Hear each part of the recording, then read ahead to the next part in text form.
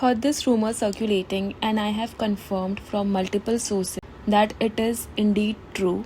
It turns out that Tabu is the latest victim of Akshay Kumar's editing ego trip, which he is notorious for doing. When she signed Bhoot Bangla, she had a much bigger role and has actually shot extensively for the film as well.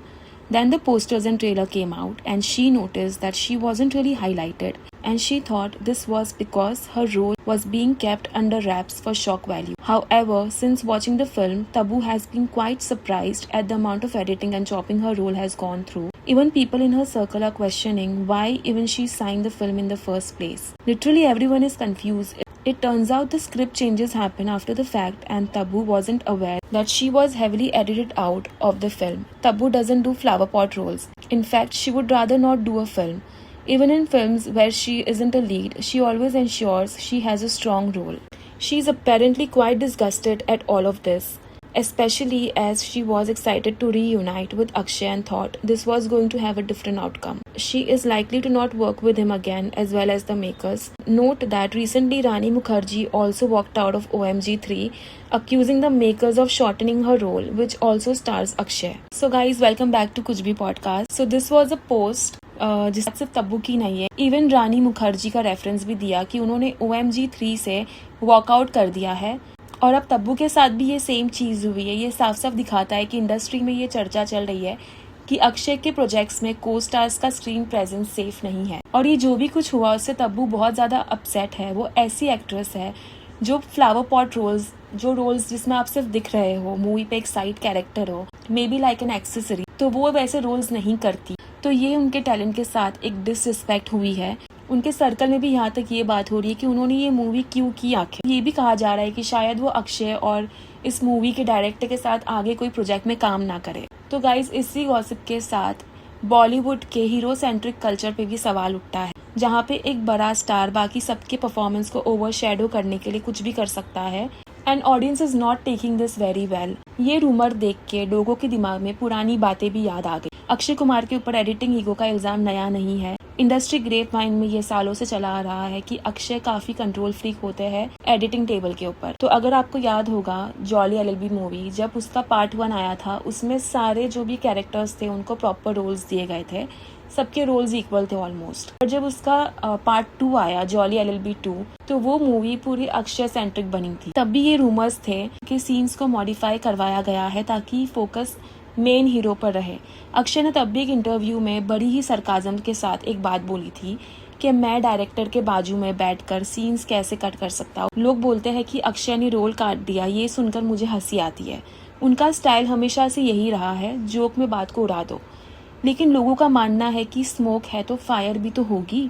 Fans और critics का मानना है कि जब आप एक star producer होते हो तो आपका विजन ही फाइनल हो जाता है, चाहे सामने तब्बू जितनी बड़ी लेजेंड ही क्यों ना हो। और अगर हम बात करें तब्बू एंड अक्षय कुमार के इक्वेशन के बारे में, तो इनका जो रिश्ता है वो 39 इयर्स का रिश्ता है, एक 39 इयर्स का बॉन्ड है। तब्बू और अक्षय का रिश्ता बॉलीवुड की आइकॉनिक 90s लेगेसी का एक हिस्सा है।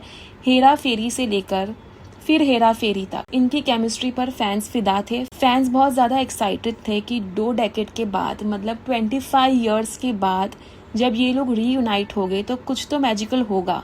इसलिए जब तब्बू का रोल चॉप कर दिया गया, ये खबर आई बाहर के इनका रोल चॉप हो गया है, तो फैंस को बहुत ही बुरा लगा। They felt betrayed. तब्बू जैसी एक्ट्रेस जो अपनी एक्टिंग के दम पर फिल्म उठाती है, उन्हें साइडलाइन होता देख ऑडियंस को जेन्युइनली अच्छा फील नहीं हुआ। और रेडिट और ट्विटर पे भी लोग कमेंट कर रहे हैं कि Tabu doesn't need Akshay, Akshay needs her, और ऐसे कुछ comments that this is just classic insecurity happen in every big budget Akshay film. One comment says if this is true then respect for Tabu has gone up for speaking out. Another comment says wait, don't believe the hate train just yet, wait for the actual movie impact. Internet पर लोग divided है but mostly support Tabu के side में है क्योंकि उनका नाम industry में बहुत ही बड़ा है। नाउ लेट्स पॉज और न्यूट्रल होके ये चीजों को देखते हैं। हर बार जो दिखता है वो सच भी नहीं होता। भूत बंगला के जो डायरेक्टर है प्रियादर्शन, उन्होंने ये सारे रूमर को फ्लैट आउट रिजेक्ट कर दिया है। उनका क्लियर कहना है कि I don't know why and who is spreading this news. I am the director and I decide what to keep and what not to. Priyadarshan ने ये साफ कहा है कि अक्षय ने एडिटिंग में कोई इंटरफेरेंस नहीं किया। इनफैक्ट उन्होंने तो यहाँ तक ये कहा कि अगर तब्बू अपसेट होती तो वो सीधा उनसे बात करती।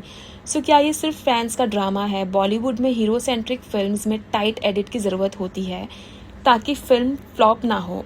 तो बॉलीवुड एक स्टार ड्राइवन बिजनेस है। प्रोड्यूसर्स जब 100-200 करोड़ लगाते हैं तो उनका सबसे बड़ा डर होता है कि फिल्म फ्लॉप ना हो जाए, इसलिए एडिटिंग टेबल पर वो डिसीजंस लिया जाता है जो फिल्म को फास्ट पेस्ड और हीरो सेंट्रिक बनाए, क्योंकि मास ऑडियंस अक्षय कुमार को देखने आती है। तो क्या ये गलत है? क्रिएटिव पॉइंट ऑफ व्यू से शायद हाँ, लेकिन बिजनेस पॉइंट ऑफ व्यू से इसे ईगो ट्रिप बोलने के बजाय रिस्क मैनेजमेंट कहना ज्यादा सही होगा। प्रियादर्शन जैसे डायरेक्टर्स का विजन फाइनल होता है और उन्होंने प्रूव कर दिया है कि वो अपने क्रिएटिव डिसीजन के लिए किसी से प्रेशर नहीं लेते। तो शायद ये ईगो नहीं, ये बस एक बिजनेस डिसीजन था जो लोगों ने गलत इंटरप्रेट कर लिया होगा। तो now let's see what people are commenting. One comment says it's honestly disappointing. Tabu is known for choosing strong roles, so it's surprising to hear her part was कितनी languages बोल लेती हैं? Yeah, I like to see her on screen so natural. She should have gotten more screen time. Marathi, Not Telugu, to be devil's advocate, but Bengali, Akshay seems really fine as थोड़ी बहुत co-stars. Tamil बोल लेती And हूँ। perhaps और only अंग्रेजी, from his of course. generation was okay being in two hero films and multi-starrer. And about OMG, his role in part 2 was very less compared to Pankaj Tripathi. दो बार So uh it's गए हैं, दो definitely पीछे not हैं, him to beach do में anything oxygen. with Arun more नहीं like यार। a ji, difference यार, कर between देना, Rani please. and Nichols. Now coming to this movie, it was very clear from the beginning that Vamika was lead and Tabu was cabin playing में a हवा का supportive or दबाव cameo कम role. होने So पर Akshay cropping her role oxygen make no mask sense जो by her any seat के means. So ऊपर yeah, this लगे was it हैं, for my podcast. I अपने hope आप आपको podcast अच्छी लगी नीचे आ होगी. So जाएंगे। please share what you think in comment section. मिलेगी बहुत ही जल्द अगली podcast पे. See you in the next. Bye.